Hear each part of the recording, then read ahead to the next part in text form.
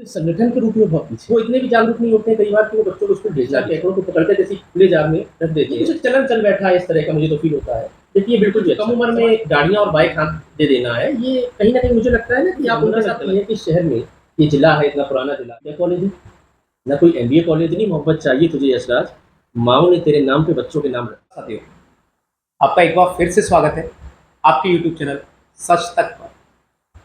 हम लगातार जिन कड़ियों को जोड़ रहे थे, आज उसी में आगे एक नए ऐसे हिस्से को जोड़ेंगे जो आपके शहर एटा से एक ऐसा नाम जिन्होंने शिक्षा के क्षेत्र में बहुत काम किया है, बहुत पहले से लगे हुए हैं और अभी प्रेजेंट समय पर एक गवर्नमेंट एम्प्लॉय के रूप में काम कर रहे हैं। साथ ही मैं आपको बता दूं कि जब उनसे मेरी मुलाकात हुई तो उन्होंने जो अपना सपना बताया, मैं उसको सुन करके ये सोचकर दंग रह गया कि आज के समय में भी एक ऐसा व्यक्ति इस शहर में मौजूद है जो दूसरों के लिए यानी समाज के हित के लिए कार्य करने के लिए पूर्ण रूप से सहमत है। जी हाँ, मैं आज मुलाकात कराता हूँ आपसे एक ऐसे शख्स की जिनका ये कहना है कि यदि एटा के लोग मेरा सपोर्ट करें तो मैं बहुत जल्द एटा शहर को एक ऐसा स्कूल दूं जिसमें गरीब लोगों के लिए शिक्षा हो, जहां आप 100 रुपए से पढ़ना शुरू करें और आप चाहे नर्सरी में हो चाहे किसी भी स्टैंडर्ड में हो, आपकी फीस सिर्फ 100 ही रुपए लें। ऐसे स्कूलों की जिम्मेदारी जो लोग उठाते हैं तो शायद ही मुझे लगता है कि समाज में उन लोगों से बेहतरीन कार्य कोई नहीं कर सकता। तो आज हम मुलाकात करते हैं, हमारे साथ मौजूद हैं यशराज सिंह। नमस्कार हाँ सर, आपका हमारे चैनल पर बहुत बहुत स्वागत है। और आज हम अपने दर्शकों से आपकी जो मुलाकात कराएंगे वो उस हिस्से पे हम बात करने वाले हैं कि समाज के लिए जो कार्य करने के लिए जो उत्सुकता है, जो लगता है कि हमें कुछ करना चाहिए, तो उसके लिए किस तरह से किसी की प्रेरणा लेकर, किसी से सीख कर या कुछ ऐसी नई चीज़ें हैं जिन्हें देखकर हमें ऐसा लगता है कि हम समाज के लिए कोई कार्य करें। तो सर एक बार आप अपना परिचय कराएंगे जरा दर्शकों को। नमस्कार, मेरा नाम यशराज है। मैं पेशे से गवर्नमेंट टीचर हूँ और यथासंभव समाज हितों में, समाज कार्यों में जितनी भी कोशिश होती है, लगे रहने की कोशिश करता रहता अच्छा, जैसे मान लीजिए आपका यहाँ जो रेजिडेंस है वो आपका एटा से ही है या फिर? हूँ। जी, मेरा रेजिडेंस एटा से ही एटा से ही है। ही हाँ सर, हमारा जो पहला सवाल है आपसे, जैसे कि आपने हमसे कहा कि हम इस तरीके से समाज के हित के लिए जो कार्य करना चाहते हैं और लगातार आप करते भी हैं, मैंने देखा है आपको। तो मैं तो सबसे पहले ये जानना चाहूँगा कि आप हमारे दर्शकों को बताइए कि आपको जो पेशे से एक शिक्षक के रूप में कार्य करना है, तो शुरुआत से जो आपका एक एजुकेशन सिस्टम रहा, किस तरीके से आपका लेवल रहा? मेरी प्रारंभिक शिक्षा मतलब हाई स्कूल और इंटर यहीं एटा से ही हुई, रामलाल भारती स्कूल अच्छा, से। रामलाल भारती इंटर जी। उसके बाद ग्रेजुएशन मेरी बाहर से हुई और उसके पश्चात डीएलएड करने के पश्चात मैं गवर्नमेंट जॉब में आ गया। Government job. अच्छा सर, जैसे आपने इसके अलग और भी किसी भी डिपार्टमेंट में जैसे काम किया था, जैसे डायरेक्ट सीधे आप टीचर बने प्राइमरी में, आज जो भी आप शिक्षक हैं? जी। तो मतलब पहले आपने थोड़ा बहुत तो स्ट्रगल किया होगा। हाँ, बिल्कुल, बिल्कुल, सबने किया है, मैंने भी स्ट्रगल किया है। इससे पहले मैंने इसमें होने से पहले मैंने कोचिंगें पढ़ाई हैं और मुझे याद है कि 500 रुपए से मैंने अपनी कोचिंग पढ़ाना चालू किया था। शुरुआती दिनों से? जी, जी, जी, जी। और उसके बाद थोड़ा बैचेस लगाए और डीएलएड करने के बाद मैं टीचर एज ए शिक्षक। जी। अच्छा सर, जैसे मान लीजिए हम आपसे सिर्फ ये डिस्कस करना चाहेंगे कि जो शुरुआती दिनों में, ठीक है, एक जैसे पारिवारिक जो चीज़ें रहती हैं कि मान लीजिए बच्चा है, अगर हमारा एक्सपर्ट है तो परिवार सपोर्ट करता है, ठीक है, और हमारा बच्चा अगर एक्सपर्ट नहीं है तो उन चीज़ों को परिवार थोड़ा अलगाव सा रखता है। तो कभी ऐसा आपके सामने कोई प्रॉब्लम आई? नहीं, मेरे साथ ऐसा नहीं आया है। मैं इस बात के लिए खुद को खुशनसीब भी मानूँगा कि मेरा जो बचपन है वो एक ऐसे परिवार में बीता या मेरा जन्म ऐसे परिवार में हुआ, जहाँ शिक्षा का बड़ा अच्छा माहौल था। मेरे पिताजी बैंक मैनेजर हैं और मेरी माताजी जो है वो पीएचडी हैं हिंदी से। तो एक बड़े साहित्यिक माहौल में मैं बड़ा हुआ और जो कहानियाँ हमने शायद 8th या हाई स्कूल में आके पढ़ी थी, वो लोरियों में माँ से हमने सेकंड थर्ड में ही पहले ही सुन रखे थे। जी। बिल्कुल। अच्छा, जैसे जो आज के समाज की जो स्थिति है, तो उसके अकॉर्डिंग अगर देखा जाए तो आप अपनी क्या राय रखना चाहेंगे जो आज की जो सिचुएशन चल रही है उसके अंदर? समाज के हिसाब से मुझे लग रहा है ना कि हम एक संगठन के रूप में बहुत पीछे आ गए। हर इंसान अपने व्यक्तिगत बढ़ने के उसमें लगा हुआ है, लेकिन हम एक इकाई के तौर पर बहुत पिछड़ते चले जा रहे हैं। एक दिखावे का दौर बहुत ज़्यादा समाज के अंदर है और मुझे लगता है ख़ास तौर पर युवाओं के बीच में है। हमें बड़ा पीछे की तरफ ले जा रहा है और शिक्षा में भी उसका बड़ा फ़र्क पड़ रहा है। अच्छा जी, अपना जो शहर है एटा, तो मैंने अक्सर ऐसा देखा है कि एटा शहर को ज़्यादातर जो लोग बाहर जो क्षेत्र में जानते हैं, वो एक अलग छवि से ही जानते हैं। आपने भी कई बार ऐसा नोटिस किया होगा। जी, जी। हाँ, तो उसको लेके जैसे मान लीजिए आज का जो युवा है वो लगातार इन चीज़ों को समझता नहीं है। जैसे अपने यहाँ क्या है कि युवा नेता ज़्यादा है, नेता की श्रेणियों में लोगों को रखा जाता है। तो हम ये शो भी इसीलिए कराते हैं कि इसमें क्या है कि हम ये दिखाते हैं कि आपके बीच से ही एक व्यक्ति निकल रहा है, इन सब गतिविधियों को दूर करके और एक समाज में किस तरीके से अपना एक नई पहचान बनाता है। तो आपने जैसे बताया कि पहले से जैसे आपके पिता बैंक मैनेजर थे, चाहे एक अच्छी पोस्ट पर थे, तो कहीं न कहीं वो सारी सुविधाएँ आपके पास अवेलेबल थी। जी। तो क्या इन सब के रहते हुए भी आपकी ज़िंदगी में कभी ऐसा नहीं लगा कि मैं क्यों अपनी लाइफ़ को इस तरह से स्ट्रगल में बिता रहा हूँ, मैं भी तो अपनी ज़िंदगी सुकून से जीऊँ? नहीं, मुझे ना सामान्यतः शुरू से ही ऐसा लगता रहा है कि इंसान की अपनी पहचान होनी चाहिए और उसकी अपनी पहचान अपने गुणों के आधार पे होनी चाहिए। कोई भी व्यक्ति आकर मुझसे मिलता है या मैं उससे मिलता हूँ, तो कभी भी हम एक-दूसरे के लिए हम झुकते हैं, पैर छूते हैं, तो सामान्यतः उसमें ऐसा कुछ गुण होना चाहिए या मुझ में कोई ऐसा गुण होना चाहिए, तो सामने वाले को मुझसे मिलके लगे कि हाँ, ये सम्मान करने योग्य है। तो मैंने हमेशा ही ये कोशिश की कि मैं परिवार के नाम से अलग अपनी पहचान बनाने की कोशिश एक अलग पहचान करूँ। बना जी। सके। अच्छा, जैसे मान लीजिए आपने जैसे शुरुआत जब की थी जिस समय, तो आप एज़ ए प्राइवेट टीचर की तरह आपने जैसे पढ़ा है। जैसे आज मैं भी उसी लाइन में काम करता हूँ। बहुत से ऐसे शिक्षक हैं जो लगातार लगे जी। हुए हैं। तो उस समय उन चीज़ों का बोलबाला जो आज के समय पे है, क्योंकि आज के समय में कॉम्पिटिशन बहुत है। तो क्या उस समय भी ऐसा माहौल था? हाँ, बिल्कुल। जैसे आपसी जो रहता है, तो उस समय भी ऐसा था? हाँ, हाँ।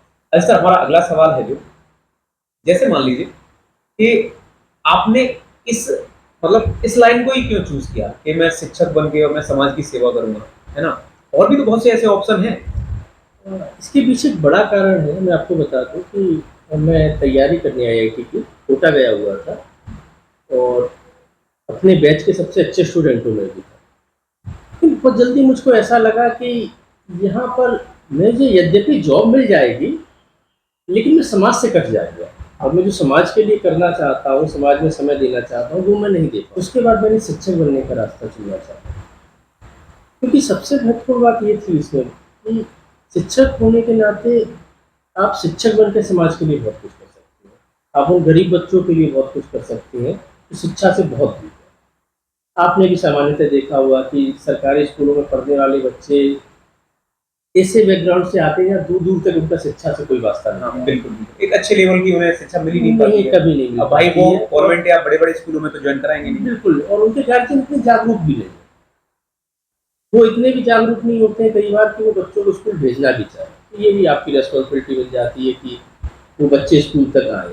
और जब उनमें से कोई बच्चा आपका पढ़ाया हुआ आगे जाता है, कुछ करता है, तो शायद वो एक जो सैटिस्फैक्शन है वो किसी बड़ी जॉब में या फिर कॉर्पोरेट में नहीं आपको मिल सकता है कि क्योंकि एक बच्चा जब पढ़ जाता है, एक नौकरी लग जाती है, तो मुझे लगता है पूरा परिवार बढ़ जाता हाँ, बिल्कुल, ये तो है है। ना? और शायद उसको देखकर वो एक आध पूरे गाँव को भी एक मोटिवेशन के तौर पे काम करता है कि ये लग गया है तो मैं भी इस तरह का बन सकता हूँ या मैं भी ऐसा कर सकता हूँ। और दूसरा मुझे लगा कि इस जॉब में इतना मेरे पास समय भी है कि इसके अलावा भी मैं जो भी यथासंभव अपने हिसाब से है कोशिश कर सकता हूँ समाज के लिए काम करने की और कोशिश भी करता हूँ कि वो करता रहूँगा।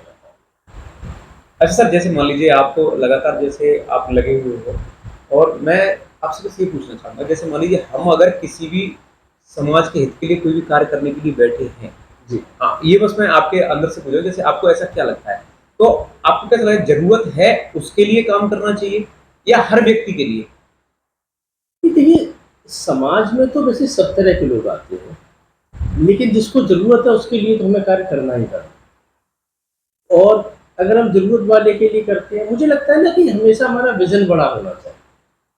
अगर हमारा विज़न बड़ा है, हम संगठित होके कोई कार्य कर रहे हैं। मैं हमेशा एक बात मानता हूँ, मैंने कहीं पे पढ़ा था कि इतिहास इस बात पर नहीं लिखा जाता है कि हमारी संख्या कितनी है। इतिहास हमेशा इस बात पे लिखा जाएगा कि आप संगठित कितने हैं। संगठित। तो मैं लगातार समाज में इस चीज़ के लिए, आप जब किसी से जानकारी भी लेंगे तो आप देखेंगे, कोशिश करता हूँ कि हम सब लोग एकत्रित रहें, संगठित रहें, और संगठित रह के हम कोई भी बड़ा काम बड़ी आसानी से कर सकते हैं। वो कहते हैं ना, अकेला चढ़ा पहाड़ नहीं तोड़ सकता है, लेकिन हम जब कई लोग एक चीज़ को मिलके संकल्प ले लेंगे तो मुझे उम्मीद है कि वो मैं ही नहीं, वो कोई भी व्यक्ति, कोई भी समाज में अगर संकल्पित हो जाएगा किसी कार्य को करने के लिए, तो निश्चित है कि वो काम हो जाएगा। जैसे मान लीजिए कि अगर आपने जैसे अपना सपना आज तक चंद लोगों से ही डिस्कस किया है, ठीक है, कि आप उस तरीके से काम करने वाले हैं, जैसे आपने बताया, तो आज के समय पर समाज के लिए इतना कार्य कोई नहीं करता। तो एक बार मैं बस ये कहना चाहूँगा कि एटा के लोग जो भी इस वीडियो को देख रहे हैं, तो ये आपके लिए एक बेस्ट अपॉर्चुनिटी है कि अगर आप किसी भी कार्य को करने के लिए सक्षम हो, आपको लगता है कि समाज के हित के लिए कार्य करो। देखो, मैं मानता हूँ कि 4 लोग मिलकर नहीं कर सकते, बिल्कुल। है ना? लेकिन 10 लोग इकट्ठे हुए तो कहीं न कहीं थोड़ा बहुत कर सकते हैं, और वहीं अगर 100 लोग एकत्रित हों, तो उस काम को आसानी से किया जा सकता है। तो एक बार सर आप ज़रा बताएँगे जो आपने जो अपना एक मोटिव सेट किया है? मेरी कोशिश ये है कि अगर जो भी लोग सक्षम हैं, वो सब एक साथ आएँ, तो मैं एटा में एक ऐसा स्कूल दूँ जिसमें फ़ीस ना के बराबर है। मैं उसको ज़ीरो फ़ीस कह सकता हूँ, बहुत ही कम उसको रखेंगे, और जिसमें गरीब घरों के वो बच्चे जो शायद कॉन्वेंट जिनके लिए एक सपना हो सकता है, तो शायद सपना भी नहीं हो सकता है कि वो ये सोच पाएँ कि मैं कॉन्वेंट में अपने बच्चों को पढ़ाऊँगा। तो एक कॉन्वेंट लेवल का स्कूल ऐसा बने, जहाँ सारी एक्टिविटीज़ हों, है ना? बड़ा अच्छा माहौल हो, और उसमें बच्चे पढ़ेंगे, और ये सबके लिए होगा। जी, क्योंकि इतनी ज़्यादा फ़ीसों का लोड हो गया है आजकल गार्जियन के ऊपर, कि शायद मुझे लगता है कि वो पूरा दिन काम करके भी सिर्फ़ फ़ीस ही भर पाते हैं, और शायद ट्यूशन फ़ीस और इतने अदर वो हैं कि अ, उसमें बड़ा परेशान हो जाता है, दब के रह जाता है गार्जियन। अगर ये हम कर पाते हैं, और मैं मानता हूँ, और मैंने आपसे भी इस बात का ज़िक्र किया कि ये किसी 1 या 2 व्यक्ति के हाथ में है। बिल्कुल, बिल्कुल। इसके लिए ना सबको साथ आना पड़ेगा, और संगठित होना पड़ेगा, और उसके बाद हम इसे बड़ी आसानी से कर सकते हैं, ये भी मैं मानता हूँ। मतलब जो चीज़ें हैं, मतलब सब लोग मिलके अगर एक साथ करेंगे तो हाँ, बिल्कुल हो बिल्कुल। सकता है। अच्छा, तो जैसे मान लीजिए अगर कभी ऐसा मौका मिलता है, मैं तो ये कहूँगा कि जो आपने कहा है वो शायद एटा शहर है, हमारे एटा शहर की खासियत है कि सपोर्ट करता है तो बड़े प्यार से कर देता है। बिल्कुल। और मैं तो बस यही चाहूँगा कि ऐसा अगर आपका सपना है तो जल्द ही मैं भी उसमें कोई ना कोई ऐसा योगदान दे सकूँ। जैसे मान लीजिए आज की जो समाज की स्थिति है, हम अपने शहर की, हर शहर की बात करते हैं, हर जगह की बात करते हैं, एक मानवता के रूप में अगर देखा जाए, तो आज की जो समाज की स्थिति है, आप उस पर अपनी राय क्या देना चाहेंगे? तो मुझे ऐसा लगता है कि समाज में इस टाइम एक बड़ा ही गलत चलन चल गया है, पीछे खींचने वाला।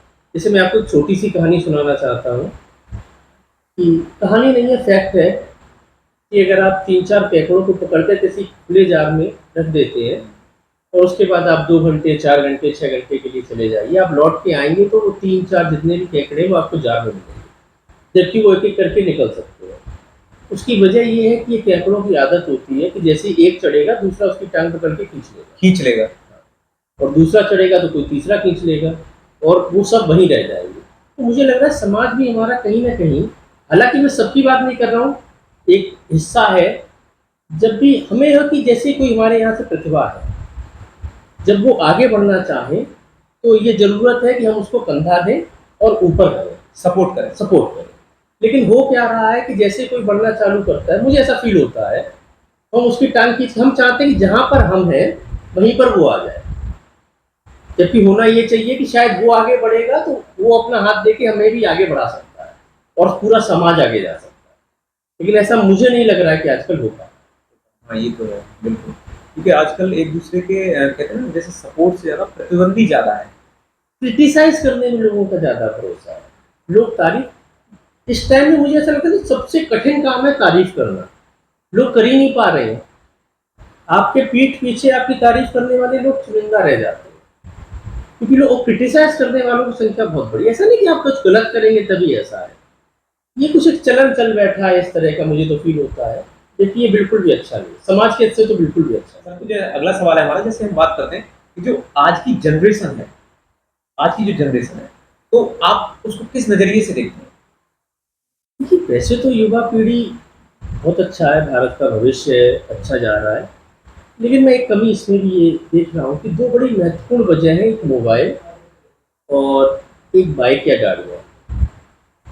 मुझे लगता है, मैं ये कई बार लोगों से ज़िक्र भी करता हूँ कि गार्जियंस को इस ओर थोड़ा-सा ध्यान देना चाहिए। बहुत कम उम्र में बच्चों पे मैं देख रहा हूँ कि मोबाइल है, बाइकें हैं, 8th-9th में आए हैं, बाइकें चला रहे हैं वो। और उसकी एक बड़ी वजह मुझे ये लगता है ना कि फैमिली सपोर्ट है उन्हें। हमारे टाइम में क्या होता था कि अगर हमारी कहीं पे लड़ाई हो रही है या कुछ भी हो रहा है, तो हमें डर रहता था कि ये बात घर ना पहुँच जाए। यद्यपि हम सही हैं उसके बावजूद, हमें लगता था कि भले ही हम सही हैं लेकिन पहले घर पे जाके हम पे डाँट पड़ जाए। हम तो पड़े उसके बाद फिर उसके बाद पता चलेगा कि हम सही थे। सही थे। लेकिन आजकल क्या है कि मैं देख रहा हूँ कि भाई और पिता भले ही आप गलत हो, आपका सपोर्ट करने आ रहे हैं। तो ये बड़ा एक गलत चलन पड़ा है। और ये जो कम उम्र में गाड़ियाँ और बाइक हाथ दे देना है, ये कहीं न कहीं मुझे लगता है ना कि आप उनके साथ गलत कर रहे हैं, आप उनके भविष्य के साथ गलत कर रहे हैं और इसका एक इम्पैक्ट उनके साथ पढ़ने वालों पे, उन पे भी कॉम्प्लेक्स की फीलिंग जाती है। वो नहीं समझ पा रहे कि इसका साथ रहने वालों। हाँ, उनको लगता है कि वो शायद अपने घर पे ज़िद करते हो सकता है उनके फादर इसमें सक्षम ना हो। किसी एक के अगर फादर सक्षम है कि वो उनको बाइक दे सकते हैं, ज़रूरी नहीं है कि हर किसी का फादर उसमें सक्षम है। लेकिन वो उनको जाते देखते हैं तो वो अपने घर पे प्रेशर दे रहे हैं, उनका पढ़ाई से ध्यान हट रहा है, उनका पूरा कंसंट्रेशन इसी पे है कि मैं अपने घर पे कैसे ज़िद करूँ, कैसे इन चीज़ों को पाऊँ। ये बड़ी समस्या आ रही है। इससे क्या है, इससे कहीं न कहीं ऐसा लगता है जैसे कि अ, पहले की अपेक्षा आज के समय में बच्चा एक्टिव है, लेकिन कहीं न कहीं बच्चा उस गलत रास्ते पे जाने का एक मेन कारण ये भी है। तो फ़ोन उसकी महत्वपूर्ण वजह है, हमने परिवार के साथ बैठना छोड़ दिया।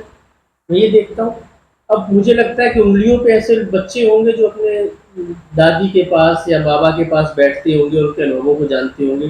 पहले गाँव में आपने देखा होगा चौपालें लगती थी, तो हम उनके अनुभवों से ही सीख लिया करते थे। बिल्कुल, बहुत कुछ सीखने को मिलता था। उनके है ना? बीच वो बैठ के उनके कहानियाँ सुनना। उनके हाँ, उनके पुराने किस्सों से आपको आप डिसीज़न टेकिंग कैसे बनती है? आप डिसीज़न ऐसे तो लेना सीखते हो जब उन्होंने बताया कि मेरे साथ इस तरह की समस्या आई, मैंने इस तरह से उसको सॉल्व किया। तो आपको पता चला ना कि इस तरह की समस्या आती है तो उसको कैसे सॉल्व कैसे करना है। सॉल्व करना है। अब जब हम उनके पास बैठे ही नहीं और हमारे सामने कोई समस्या है, इनको पता ही नहीं इससे लड़ना कैसे, इसे सॉल्व कैसे करना है।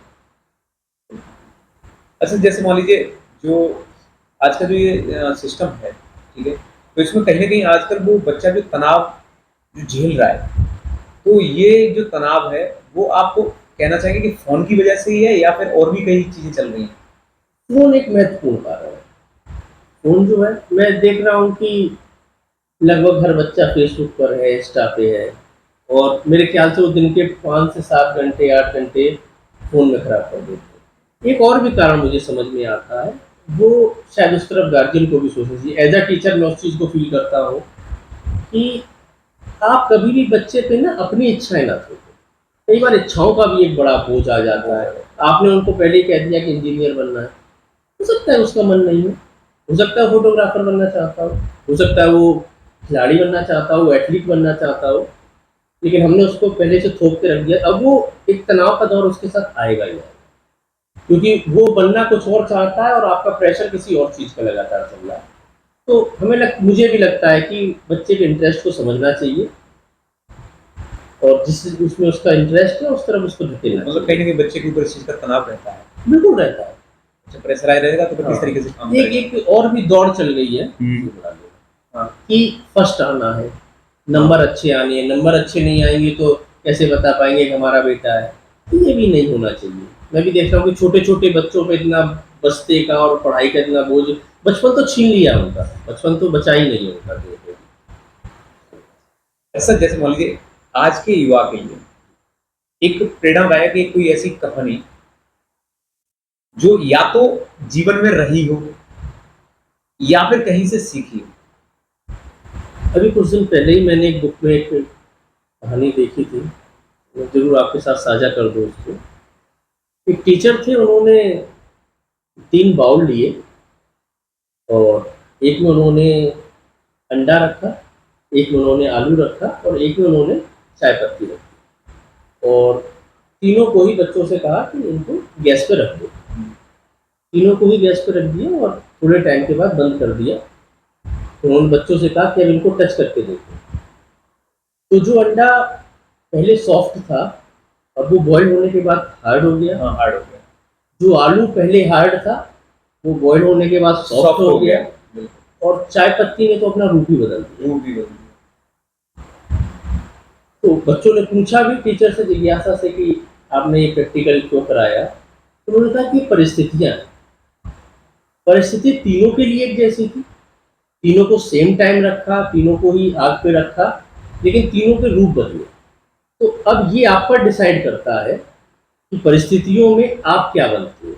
कोई उसी परिस्थिति में कठोर बन गया, कोई उसी परिस्थिति में मुलायम बन गया, किसी का रूप बदल गया। तो मुश्किलें हर किसी के जीवन में आएंगी।